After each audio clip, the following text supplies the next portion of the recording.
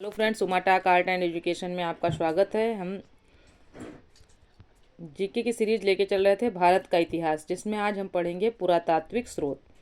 प्राचीन भारत के अध्ययन के लिए पुरातात्विक सामग्रियां सर्वाधिक प्रामाणिक हैं।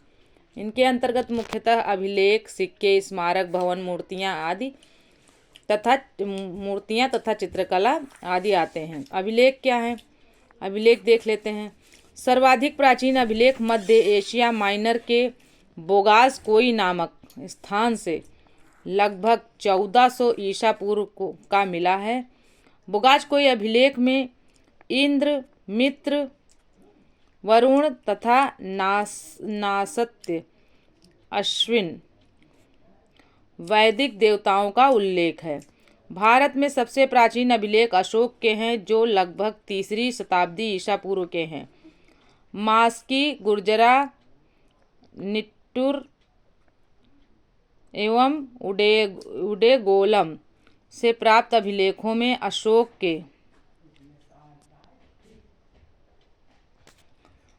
के नाम का स्पष्ट उल्लेख है। ज़्यादातर मास्की और गुर्जरा पूछा जाता है। मास्की और गुर्जरा के अभिलेखों में जो है अशोक का नाम अशोक मिलता है। अशोक के अभिलेख मुख्यतः ब्राह्मी, खरोष्ठी, यूनानी तथा अरामेइक लिपियों में मिलते हैं। यवन राजदूत हेलियोडोरस के बेशनगर विदिशा मध्य प्रदेश से प्राप्त गरुड़ स्तंभ लेख से 2री शताब्दी ईसा पूर्व में भारत में भागवत धर्म के विकसित होने के साक्ष्य मिले हैं। सौहगौरा स्तंभ लेख से सर्वप्रथम दुर्भिक्ष अकाल की जानकारी मिलती है। अकाल यानी दुर्भिक्ष यानी अकाल की जानकारी मिलती है। मंदसौर अभिलेख से रेशम बुनकर श्रेणियों का उल्लेख मिलता है। पर्सिपोलिस और बेहिस्तून अभिलेखों से पता चलता है कि ईरानी सम्राट दारा ने सिंधु नदी की घाटी पर अधिकार कर लिया था। सर्वप्रथम 1837 ईस्वी में जेम्स प्रिंसेस ने ब्राह्मी लिपि में 1837 ईस्वी में लिखित अशोक के अभिलेखों को पढ़ा था।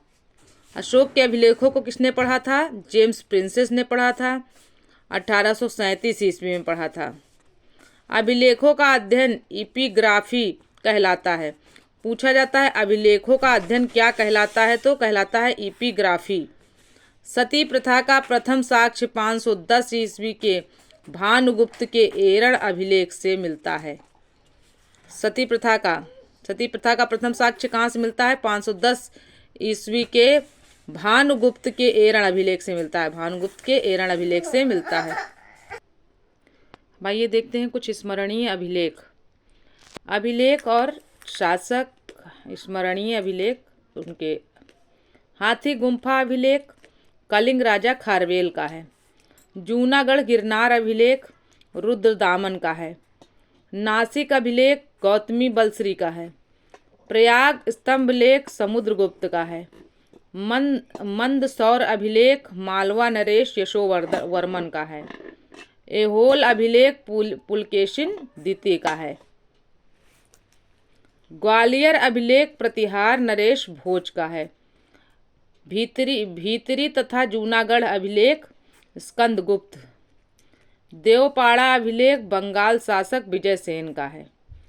आइए देखते हैं सिक्कों से हमें कैसे जानकारी मिलती है प्राचीन इतिहास की। तो सिक्कों से देख लेते हैं। सिक्कों का अध्ययन न्यूमिस्मेटिक्स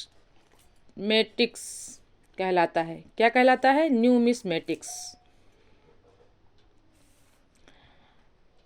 तो क्वेश्चन आता है सिक्कों का अध्ययन सिक्कों का अध्ययन क्या सिक्कों का जब हम अध्ययन करते हैं तो उसे क्या कहते हैं? तो न्यूमिस्मेटिक्स। प्राचीन काल में सिक्के तांबा, चांदी, सोना और सीसा धातु के बनाए जाते थे। भारत के प्राचीनतम सिक्के आहत सिक्के हैं, जो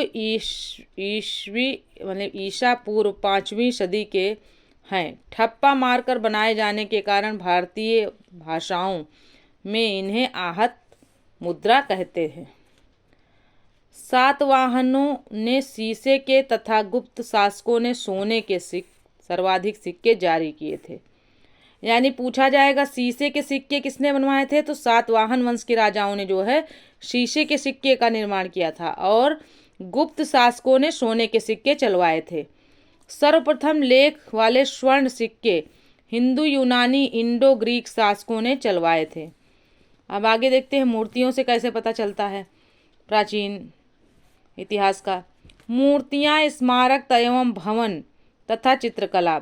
भरहूत बोध गया अमरावती की मूर्तिकला में जनसाधारण के जीवन की सजीव झांकी मिलती है। महलों एवं मंदिरों की शैली से वास्तुकला के विकास पर पर्याप्त प्रकाश पड़ता है। दक्षिण पूर्व एशिया व मध्य एशिया से प्राप्त मंदिरों तथा स्तूपों से भारतीय संस्कृति के प्रसार पर प्रकाश पड़ता है। अजंता, एलोरा आदि के चित्रों में मानवीय भावनाओं की सुंदर अभिव्यक्ति मिलती है। फ्रेंड्स, यह वीडियो यहीं तक था। मिलते हैं अगले वीडियो में। तब तक के लिए जय हिंद, जय भारत। स्वस्थ रहें, मस्त रहें। वीडियो पसंद आए तो चैनल को सब्सक्राइब करें, वीडियो को लाइक करें, अपने दोस्तों में शेयर करें। ओके दोस्तों, बाय बाय।